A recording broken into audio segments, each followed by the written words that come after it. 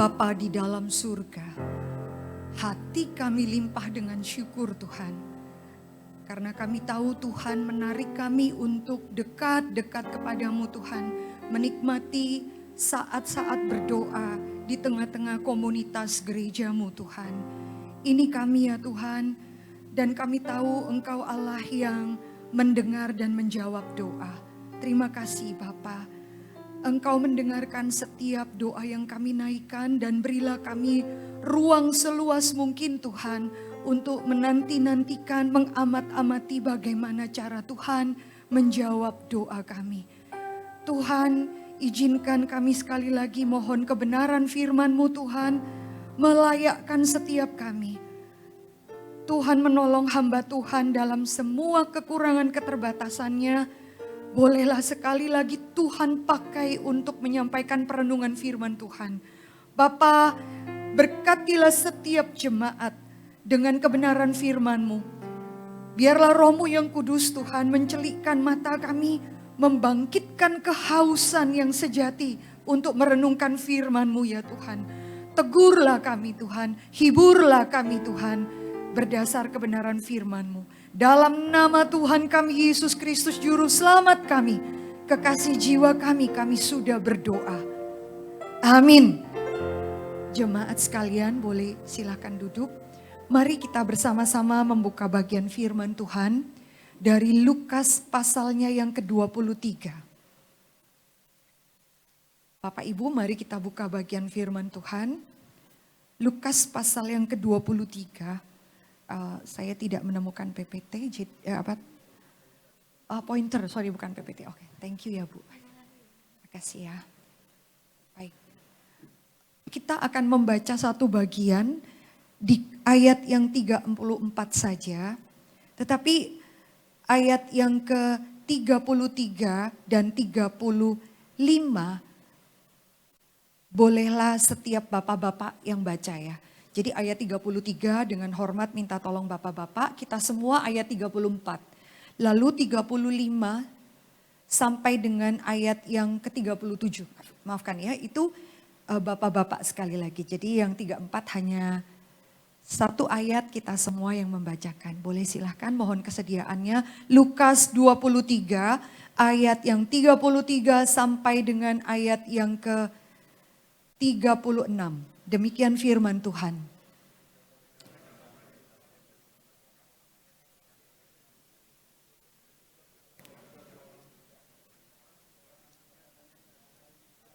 Bersama-sama Yesus berkata, "Ya Bapa, ampunilah mereka sebab mereka tidak tahu apa yang mereka perbuat." Dan mereka membuang undi untuk membagi pakaiannya.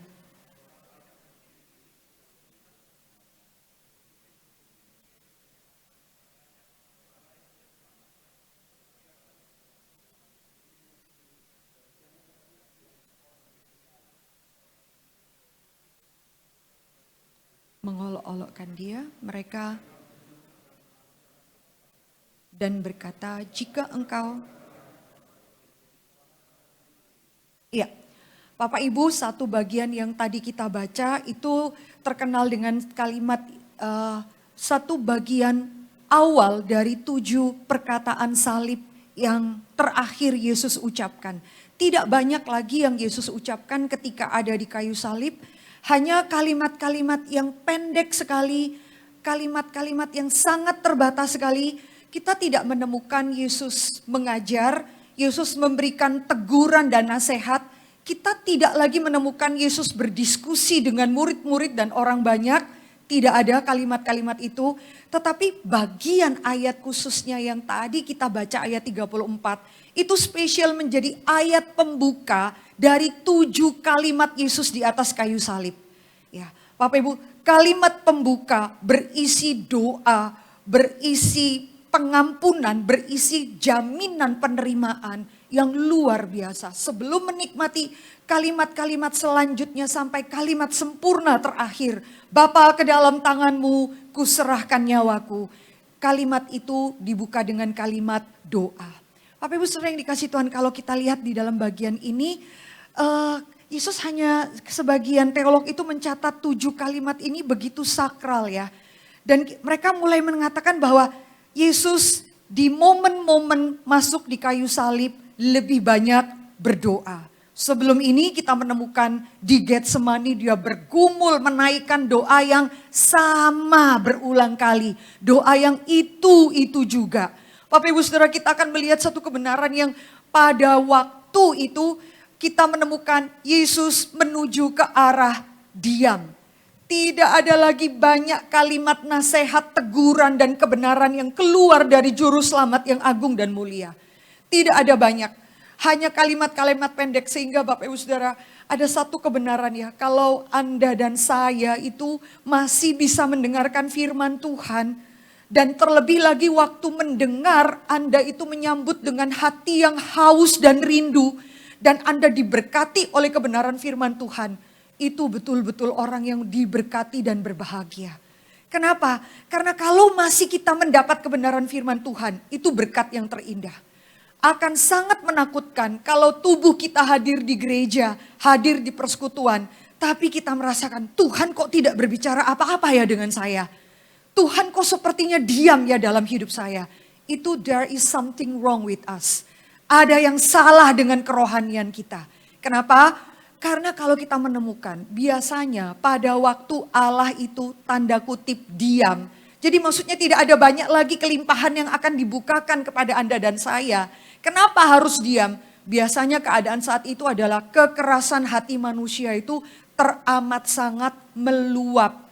Bapak Ibu ada satu prinsip di dalam Alkitab. Waktu manusia itu berdosa makin keras hati. Maka Tuhan memilih tidak banyak bicara.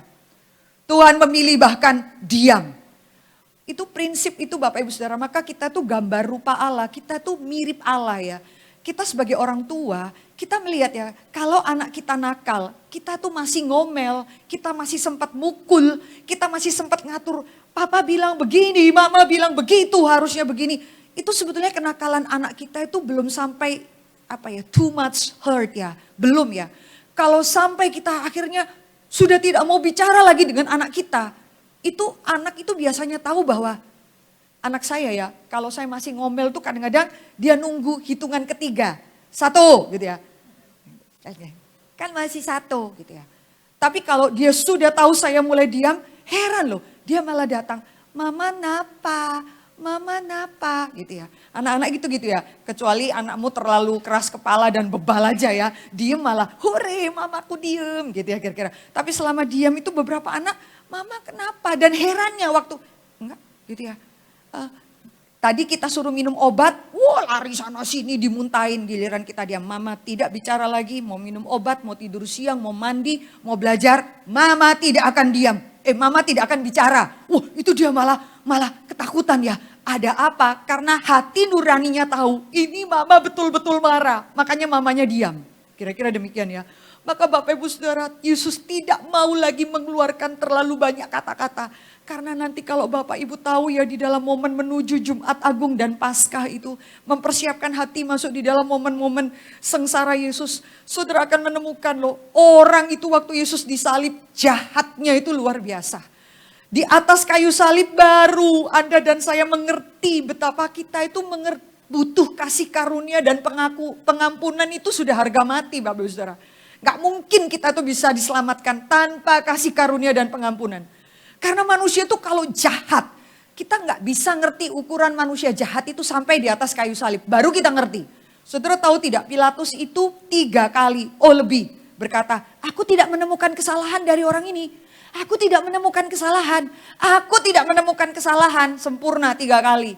Orang-orang itu berteriak apa?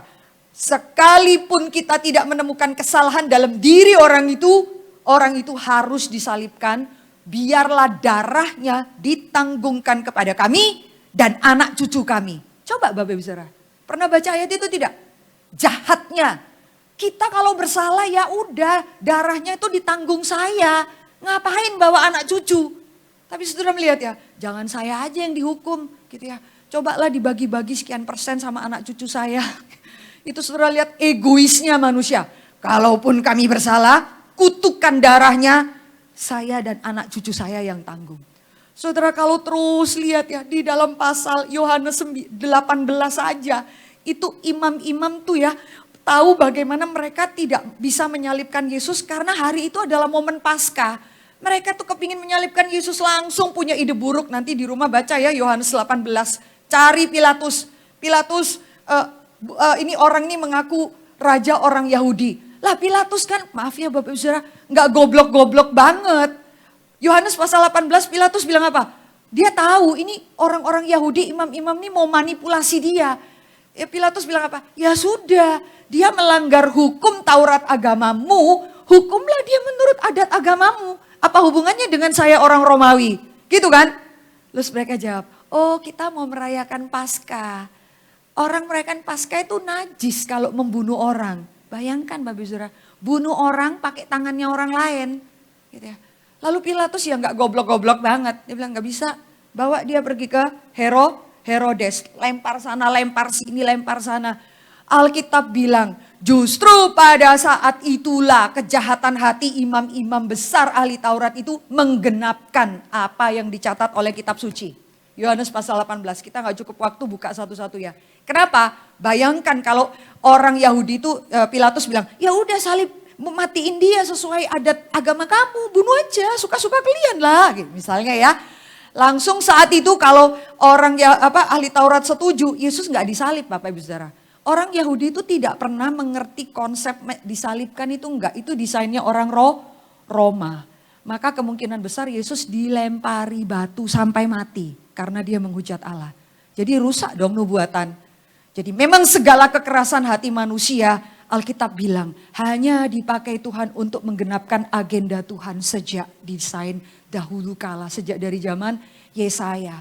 Bahwa hamba yang menderita itu harus desain matinya di antara dua penjahat. Dia lahir di antara binatang, dia mati di antara para penjahat. Ada enggak orang hidup sehina dan tidak punya hak asasi seperti juru selamat kita? Tapi saudara akan menemukan ya, di saat-saat seperti itu kekerasan hati manusia. Enggak mau bunuh Yesus, takut najis. Kalau hati najis enggak masalah, enggak kelihatan. Tangan enggak boleh najis. Bunuh orang pakai tangan orang lain. Pilatus tidak mau, walaupun terakhir akhirnya orang Jawa bilang Pilatus pun kepepet ya. Akhirnya ya udah dah salibkan dialah, lalu dia cuci tangan, kira-kira gitu ya. Tapi Bapak Ibu akan melihat bahwa kenapa Yesus harus diam, kenapa Yesus tidak banyak melakukan kata-kata yang berarti dan tidak ada mujizat Bapak Ibu Saudara. Di atas kayu salib itu tempat yang paling sepi, paling kering. Nggak ada pertolongan apa-apa Bapak Ibu Saudara. Bahkan anak sekolah minggu saya pernah mengatakan, Lause kasihan ya. Kenapa nak?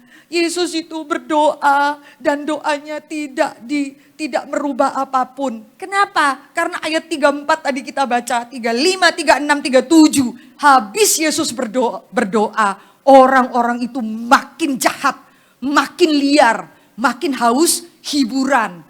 Yang satu mengejek, lalu orang banyak, lalu tentara-tentara, lalu para penjahat di samping, wah keroyokan semua.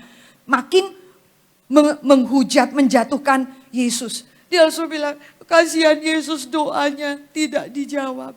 Oh Bapak Ibu, anak ini dengan gaya seorang anak sekolah minggu, dia amat-amati. Ayat 34 Yesus berdoa, hasilnya apa? Apakah manusia itu kemudian, loh kok dia berdoa ya, kok dia gak marah-marah ya, kok dia gak maki-maki ya. Loh kenapa ya? Orang-orang bilang selamatkan dirimu, bukankah kamu yang menyelamatkan dirimu, kenapa kamu tidak bisa, kamu menyelamatkan orang lain, kenapa kamu tidak menyelamatkan dirimu. Coba ibu-ibu pikir, Bapak Ibu, berarti mereka mengakui dong bahwa Yesus bisa menyelamatkan orang lain. Mereka mengakui dong, kamu bisa menyelamatkan orang lain. Jadi ada pengakuan, dia ini bukan orang biasa. Dia bisa menyelamatkan orang lain. Jadi ada satu pengakuan. Kenapa kamu tidak bisa menyelamatkan dirimu? Tapi saudara akan melihat, gak ada ruang bagi hati nurani manusia Bapak Ibu. Gak ada. Bapak Ibu, di atas kayu salib itu kita akan menemukan satu keindahan hati Bapa itu dibukakan di dalam sejarah. Bahwa pada waktu kayu salib pertama kali dinaikkan, itu biasanya antara 5 sampai 10 menit itu darah paling banyak keluar, yaitu di menit-menit pertama Bapak Ibu Saudara. Karena tubuh itu tarik ke bawah gitu ya, gravitasi ya. Jadi itu koyak semua bagian. Itu darah keluar seperti air keran. Baru 10 menit kemudian itu mengalir pelan-pelan. Tapi Bapak Ibu temukan bahwa di tengah kesakitan fisik paling parah, yang ada dalam ingatan Yesus adalah apa? Berdoa. Memanggil Bapaknya dengan sebutan Bapa. Walaupun nanti di dalam kalimat keempat dia berteriak, Allahku, Allahku. Tidak lagi berkata Bapa. Kesakitan terlalu berat. Dari 7 perkataan salib itu, tonggaknya itu yang nomor 4 Bapak Ibu Saudara. Waktu dia berteriak, Allahku, itu memisahkan dari 7 kalimat itu. Kalimat keempat, itulah kalimat Yesus berteriak dengan sebutan Allah. Dia gak mau panggil lagi dengan sebutan Bapa. Tapi kalimat pertama tetap kita akan melihat dia memanggil Allah itu dengan sebutan Bapa. Nanti kalimat ke-7 dia juga menutup dengan kalimat Bapa. Tapi Bapak Ibu Saudara, kita akan melihat ketika darah paling banyak tercurah, fisik dan psikologis paling banyak menderita, kita akan melihat kalimat paling agung itu tercurah dari tempat yang paling sengsara. Penjahat-penjahat itu mengamati, orang ini tidak bisa menyelamatkan diri, orang ini sendiri diejek, orang ini sama-sama telanjang dengan saya. Orang-orang ini sama-sama pesakitan seperti kami berdua. Tapi di tempat paling sengsara, keluar doa paling indah. Di tempat paling tidak berdaya, di situ ada pengampunan, ada pengharapan, ada jaminan. Hari ini juga engkau bersama-sama dengan aku di Firdaus. Orang-orang Kristen tidak berkata suatu hari nanti, seandainya, semoga, whatever, dan kalimat-kalimat semoga lainnya. Penjahat itu cuma minta, remind me, oh Lord. Ingatlah saya, remember me, Lord. Yesus bilang, kamu minta ingatlah aku jikalau nanti. Yesus berkata, hari ini engkau bersama-sama dengan aku di Firdaus. Di orang yang tidak bisa menolong dirinya sendiri, memberikan kalimat pengampunan, jaminan, kalimat pengharapan yang tidak pernah ada keluar dari mulut satu orang pun di tengah-tengah dunia ini. Bapak Ibu, saya ingat ya, waktu kaki saya itu, suami saya angkat kursi itu ya, meja ya. Lalu dia taruh, itu kelingking, aduh saya ceritanya aja bukan mau lebay Bapak Ibu Saudara. Dia taruh kelingking saya itu, makanya yang sebelah kanan itu kayak mati rasa Bapak Ibu Saudara. Itu, Bapak bisa bayangkan, sakitnya itu, maaf ya, sampai saya tuh bisa keluar kalimat. Saya gak bisa ngomong, malu sendiri. Sampai suami saya kaget. Hah? Dia kaget kali istrinya hamba Tuhan bisa keluar kalimat kayak gitu. Ya, Ibu jangan ketawa, coba Ibu kakimu diinjek yang itu Bu. Ayo, itu lebih kecil. Oh jempol Bu lebih gede, coba yang ini Bu. Biasa orang menderita selalu pamer siapa yang paling menderita ya Bu.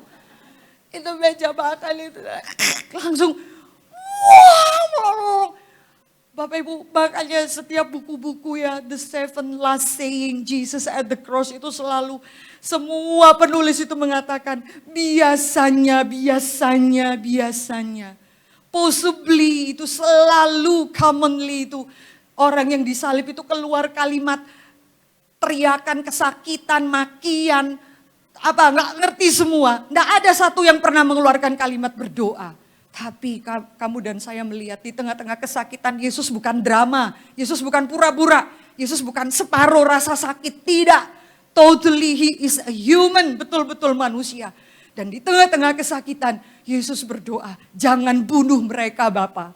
Jangan hukum mereka. Seperti seekor induk ayam melindungi anak-anaknya. Jangan matikan mereka.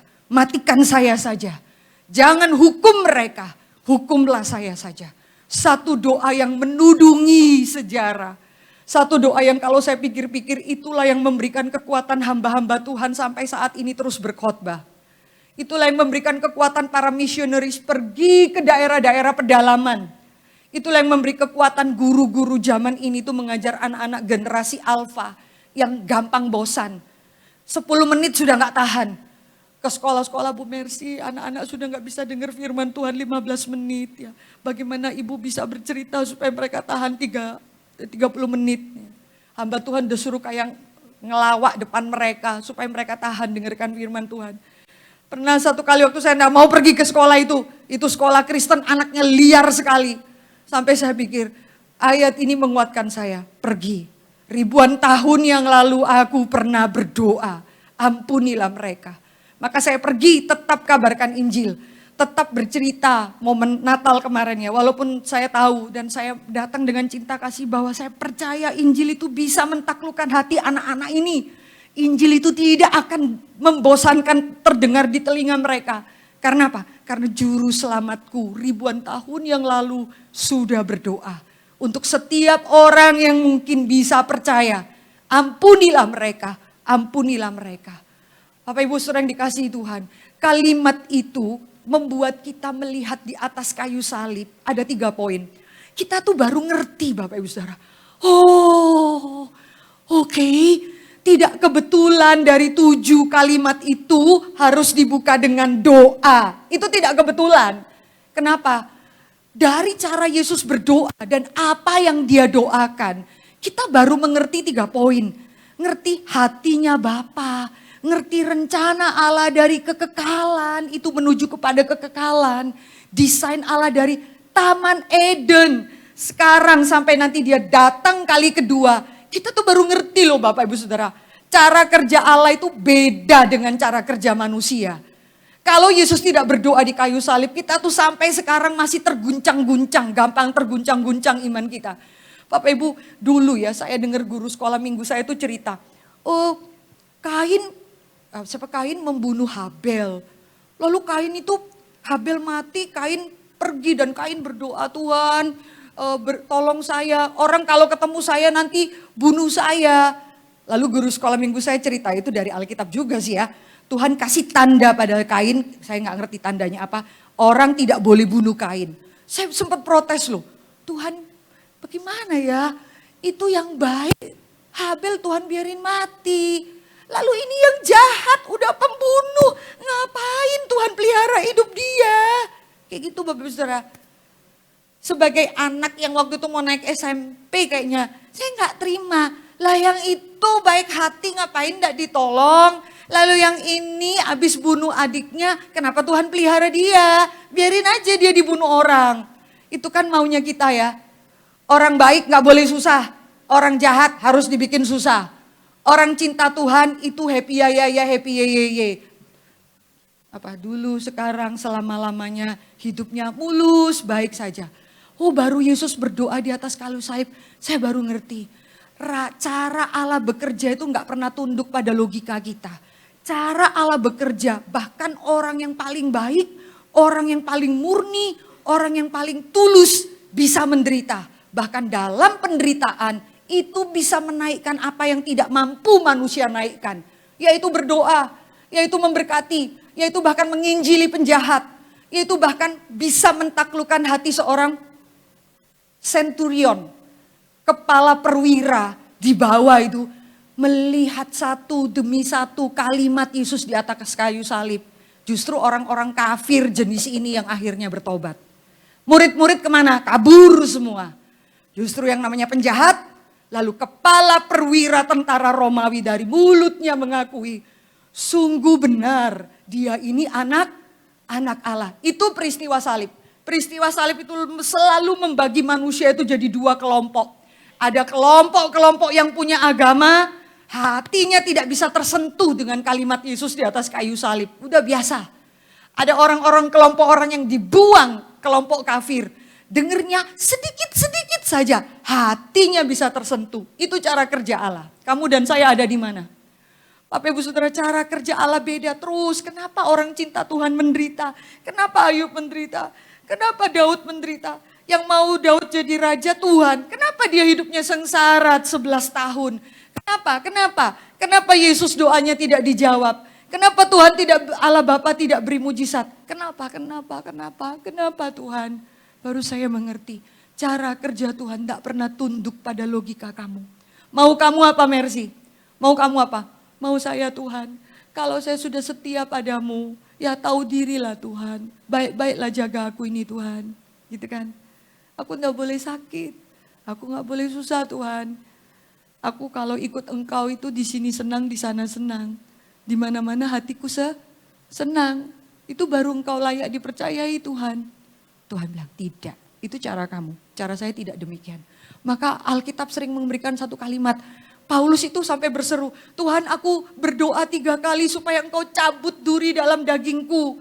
Itu Rasul berdoa 3 kali. Nggak ngerti duri dalam daging itu apa. Sakit penyakit, potensial dosa, whatever. Aku berdoa 3 kali.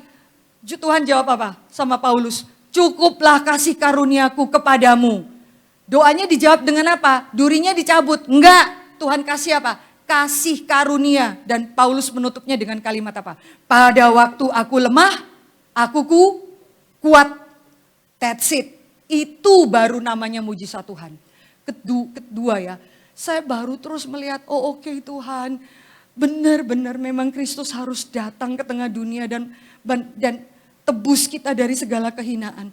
Karena kita itu tidak mampu menyelamatkan diri kita Bapak Ibu Saudara. Yesus itu ada di tengah salib, kanan, kiri itu 2 orang penjahat. Itu sejarah itu terbagi di atas kayu salib loh Bapak Ibu Saudara.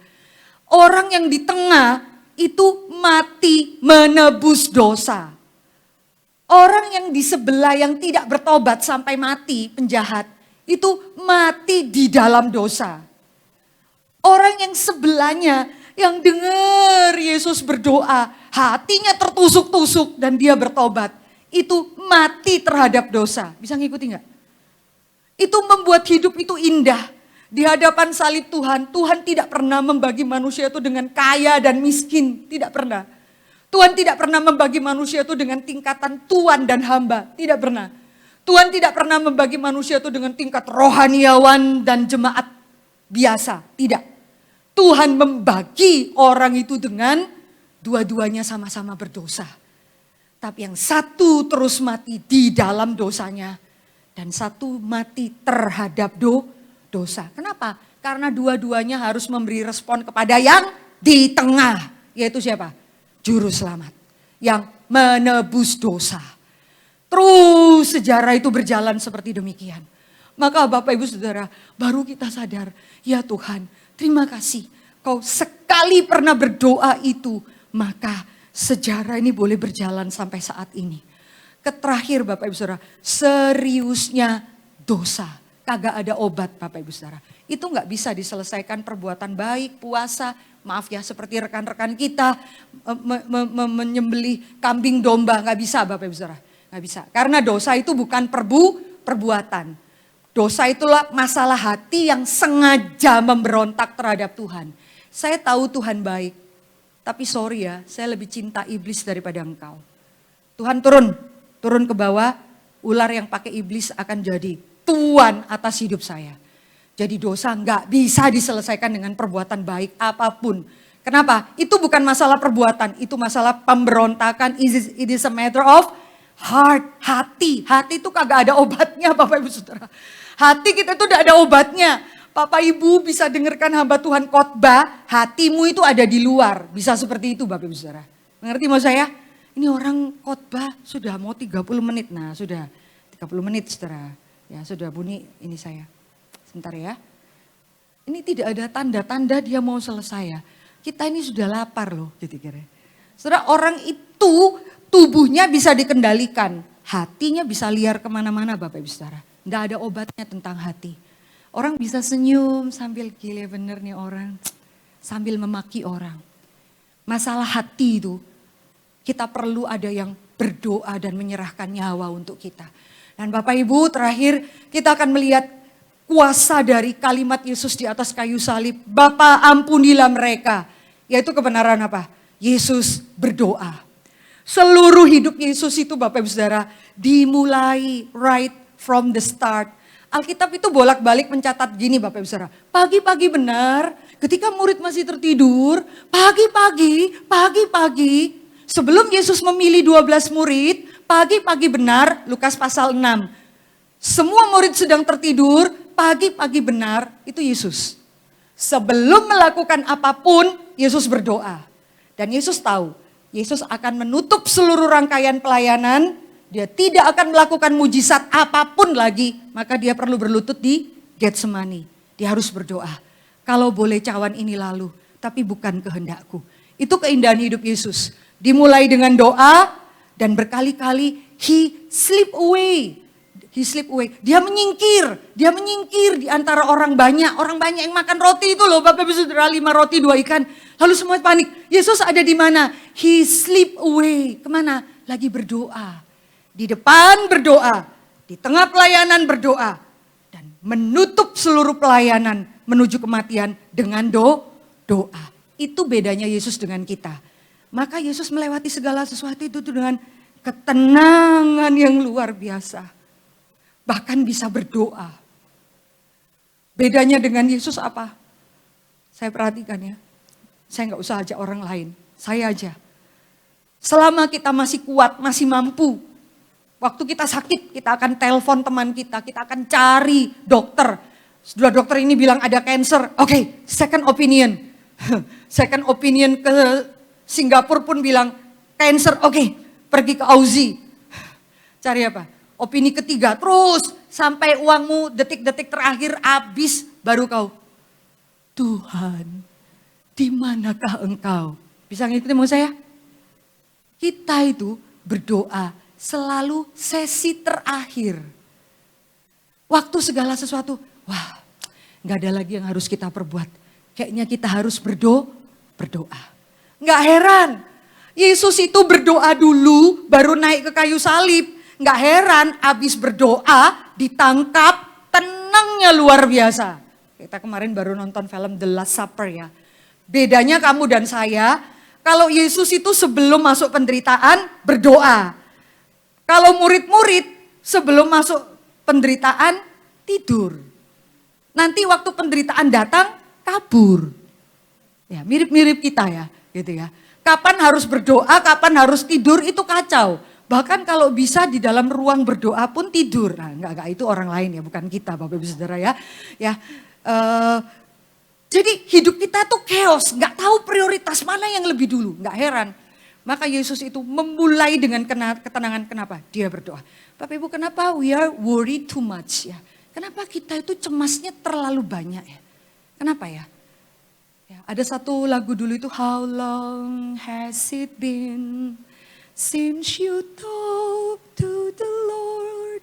La, la, la. Sebetulnya Bapak Ibu tahu ya, berhubung yang nyanyi saya. Jadi kefalesan ini membuat Bapak Ibu lebih tersesat gitu ya. Ya oke, itu ada lagu zaman dulu lah. How long has it been ya, lagunya kayaknya Jim Reeves ya. Dari lagunya Anda kira-kira tebak umur saya lah ya. Produk-produk generasi Y, sok muda lu, X lah ya. Jadi sudah berapa lama kamu kehilangan saat doamu? How long has it been? Masih ingat gak kapan terakhir kali kamu berdoa? Tidak heran saat ini kamu gelisah, sesederhana itu. Ya, Bapak Ibu, Yesus berdoa. Lalu Bapak Ibu temukan yang kedua.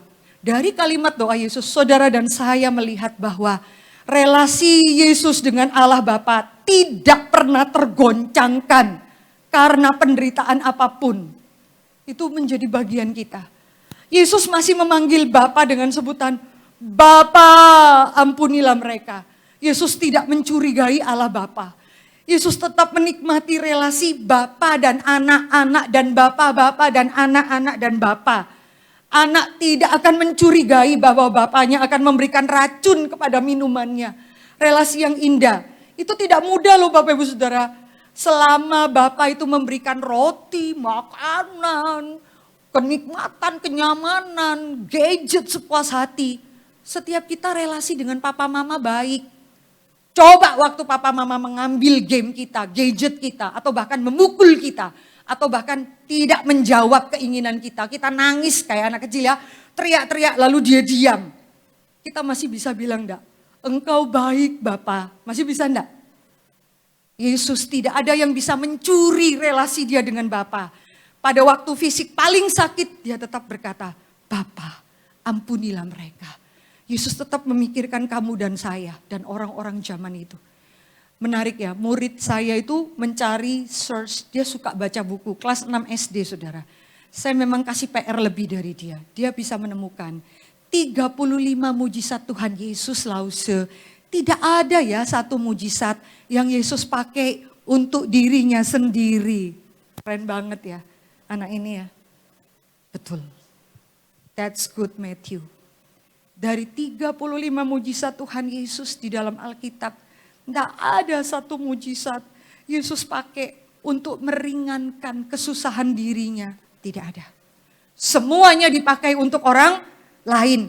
Bahkan doanya pun tidak. Bapa beri aku kekuatan menanggungnya. Bapa beri aku keringanan menanggungnya. Tidak. Bapa ampunilah mereka. Dan relasi dengan Bapa tidak tergoncang. Bapak Ibu, saya hamba Tuhan mengamati di gereja saya yang sangat suka doktrin dan para pecinta seminar. Di tempat kami, orang itu bisa seminar jam 9 pagi sampai jam 6 sore. Mereka bisa bertahan dan para pejuang khotbah yang luar biasa. Orang-orang awam yang dididik untuk pergi ke sekolah-sekolah untuk kabarkan Injil. Tapi saya harus mengakui, saya mengamati beberapa orang. 1-2 saja rekan hamba Tuhan. Yang seperti giant rohani, raksasa. Imannya itu keberaniannya luar biasa. Gak ada takutnya kabarkan Injil. Dan lain-lain misalnya. Tapi waktu dia sendiri sakit. Waktu anaknya meninggal. Tidak mudah Bapak Ibu Saudara. Iman itu bisa langsung ambruk saudara. Bisa langsung tanya, why Lord? Kenapa Tuhan? Kenapa? Kenapa? Kayak gitu Bapak Ibu Saudara. Penderitaan itu alat yang paling ampuh untuk merontokkan iman kamu dan saya. Bukan berkat, bukan kesenangan, bukan kelimpahan. Penderitaan. Itu dipakai untuk Ayub, itu dipakai untuk juru selamat kita.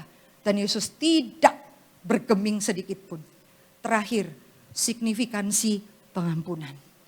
Kalimat itulah juga yang ditiru oleh Stefanus ya. Waktu orang-orang melempari dia dengan batu itu. Stefanus pikirkan berdoa mengampuni orang-orang yang melempari dia dengan batu. Bapak Ibu, pengampunan. Bapak Ibu, saya akan menutup bagian ini kalau Bapak Ibu buka search di Google ya. Klik Jim Elliot. Saudara akan melihat bagaimana dia pergi ke suku Auca yang ada di daerah Brasil. Mereka masih memakan masih memakan manusia ya. Masih kanibal ya. Saudara akan menemukan Jim Elliot 22, 23, 27 paling tua umur 31 itu very young adult. Orang-orang muda. 5 orang sahabat karib pergi ke daerah itu. Dan mereka semua di setiap sakunya sudah menyiapkan sebuah pistol untuk jaga-jaga. Karena mereka tahu suku ini masih suka makan daging manusia. Singkat cerita waktu mereka baru mendarat di pantai itu, mata-mata itu dari sekitar hutan itu langsung menembakkan panah tombak. Kalau Bapak Ibu singkat dari cerita ini, beberapa panah masuk ke tubuh Jim Elliot, 1 tombak tembus ke belakang, 5 pemuda mati saat itu ya. Maka terjadi goncangan besar, jurnal di Amerika, di Inggris betul-betul mengkutuki orang-orang biadab. Dan tidak akan mengirimkan misioneri lagi selama 10 tahun. Terlalu jahat. Dan mereka kaget waktu orang-orang itu menguliti seluruh tubuh, membongkar, mereka menemukan ada pistol di situ. Jadi sebetulnya mereka bisa nggak survive? Mereka bisa nggak bela diri waktu dikeroyok? Bisa. Tapi mereka memilih tidak membela diri. Menariknya, apa yang terjadi dengan para janda mereka, istri yang mereka tinggalkan? Elizabeth Elliot adalah janda Jim Elliot yang memutuskan 1,5 tahun kemudian dengan anak perempuannya umur 3 tahun. Kembali lagi ke pulau yang sama. Di pantai yang sama ketika suaminya mati. Dan perempuan ini dengan 2 orang temannya memberikan salam sambutan. Di tempat inilah kamu membunuh suamiku. Di tempat inilah aku datang kepadamu. Kalimat itu membuat semua orang terdiam. Dia khusus belajar bahasa itu. Dia berteriak pertama kali. Di tempat ini kamu bunuh suamiku. Di tempat inilah aku datang kembali kepadamu untuk menceritakan pengampunan dari Tuhanku. Orang-orang itu dekat dan menerima perempuan ini. Dia tinggal di situ selama berapa lama? 2,5 tahun. Baru dia kembali ke tempatnya. Disitulah pertama kali penerjemahan Alkitab menurut bahasa Auka. Disitulah pertama kali mulai 5 tahun kemudian ada rumah kecil yang dipakai untuk seperti persekutuan doa dan lain sebagainya. Tuhan memberkati kita Bapak Ibu Saudara ya. Tidak ada doa yang percuma. Tidak ada pengorbanan yang sia-sia. Tidak ada pengampunan yang sia-sia. Anak sekolah minggu saya bilang, kasihan ya doanya Yesus kok sia-sia. Saya bilang, tidak nak, doa itu tidak sia-sia. Doa itu membawa pulang satu orang penjahat dan mempertobatkan seorang kepala tentara Roma. Tuhan memberkati kita Bapak Ibu Saudara di dalam perjalanan iman kita. Apakah yang bisa membuat engkau mencurigai Bapa? Apakah yang membuat engkau tergoncang-goncang? Apakah relasimu masih bertahan di hadapan Tuhan? Apakah engkau sulit mengampuni orang di sekitar kamu? Sedikit ya Bapak Ibu, saya ingat itu pemuda di tempat saya yang di abuse, sexuality dengan papanya dari umur 9, 10, 11. Dia cerita itu detail bagaimana waktu dia mens umur 12 tahun. Bagaimana dia traumatik, dia menjadi hamba Tuhan dan dia tidak menikah sampai sekarang. Singkat cerita waktu di Singapura, hamba Tuhan mengajak saya berdoa untuk dia. Waktu itu dia umur 27 tahun ya. 4 orang kakaknya laki-laki, kemungkinan besar tahu dia di-abuse oleh papanya. Mamanya kemungkinan besar tahu bahwa papanya melecehkan dia secara seksual ya. Lalu anak ini harus masuk ke satu ruangan, papanya ada dalam ruangan itu. Kakak-kakaknya semua tidak ada yang mau menengok karena sibuk ini dan lain sebagainya. Ada di Taiwan, ada di Sri Lanka dan tersebar.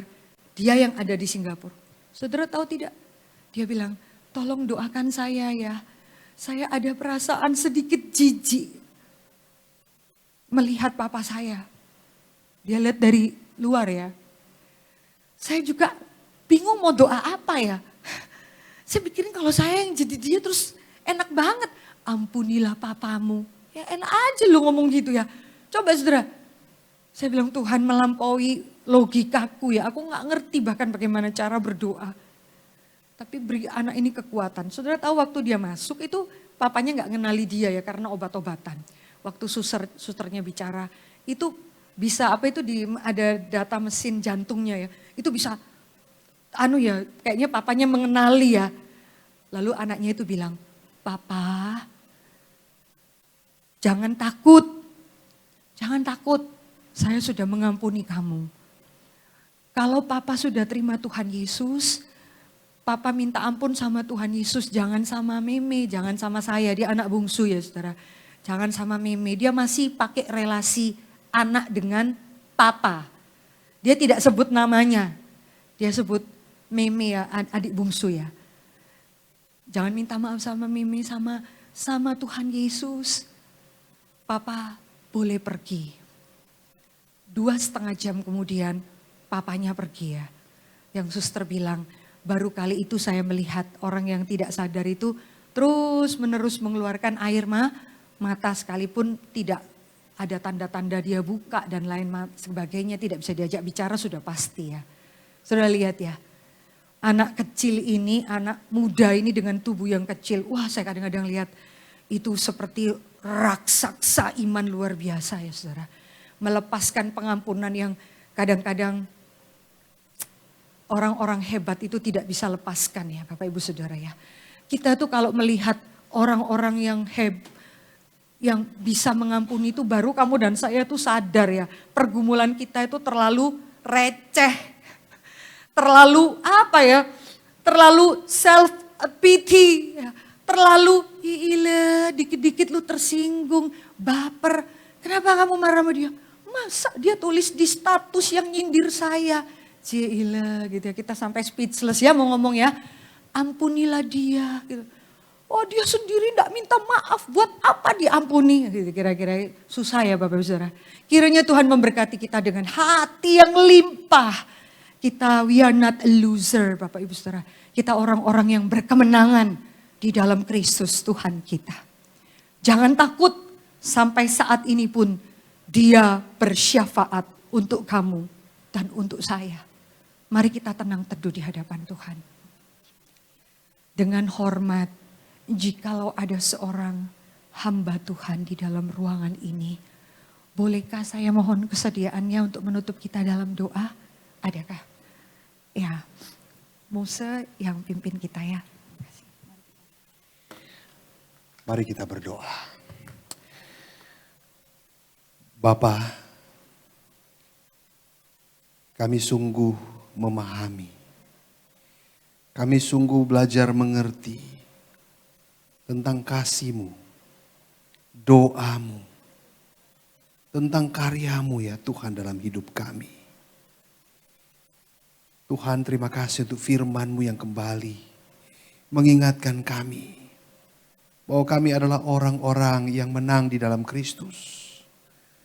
Kami tidak boleh menjadi orang-orang yang gampang kalah, gampang terguncang, gampang gelisah, gampang kehilangan iman. Tuhan, ajar kami Tuhan, ketika kami sedang berada di dalam rawa payah sekalipun, kami dapat melihat kemenangan yang Tuhan berikan untuk kami.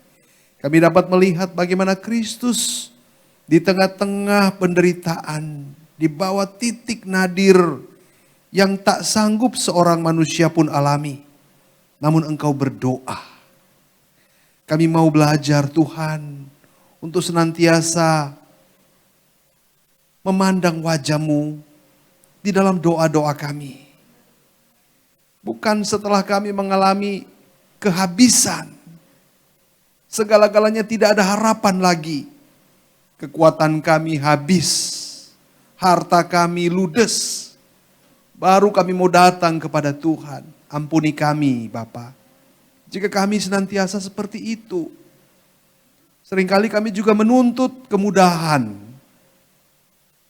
Menuntut hal-hal yang seharusnya kami syukuri ketika Tuhan masih berbicara pada kami. Menegur kami.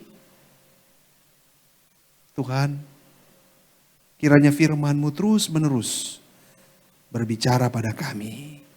Meneguhkan kami Bapa. Membuat kami menjadi orang percaya. Yang sungguh-sungguh beriman kepadamu. Tangguh di dalam Engkau.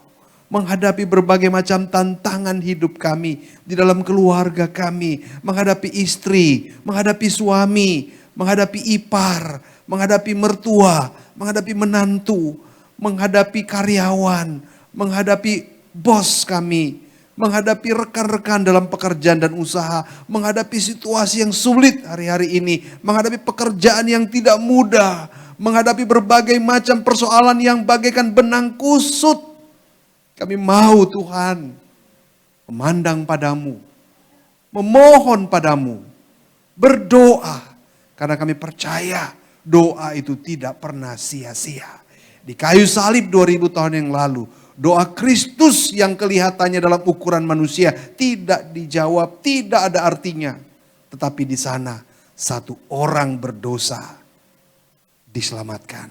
Satu orang perwira Romawi yang sedang menyalibkan Yesus diselamatkan. Dan bahkan kami percaya bahwa murid-muridnya, kami semua, ada sampai hari ini karena Kristus terus berdoa, bersyafaat untuk kami. Terima kasih untuk hamba-Mu yang sudah menyampaikan firman Tuhan yang indah, yang menyentuh hati kami, yang kami harapkan dan kami percaya mengubahkan hidup kami. Terpuji nama-Mu Bapa. Demi Kristus Yesus Tuhan kami berdoa. Amin. Bapak Ibu Saudara, mari kita beri tepuk tangan untuk Ibu Mercy ya yang sudah menyampaikan firman Tuhan.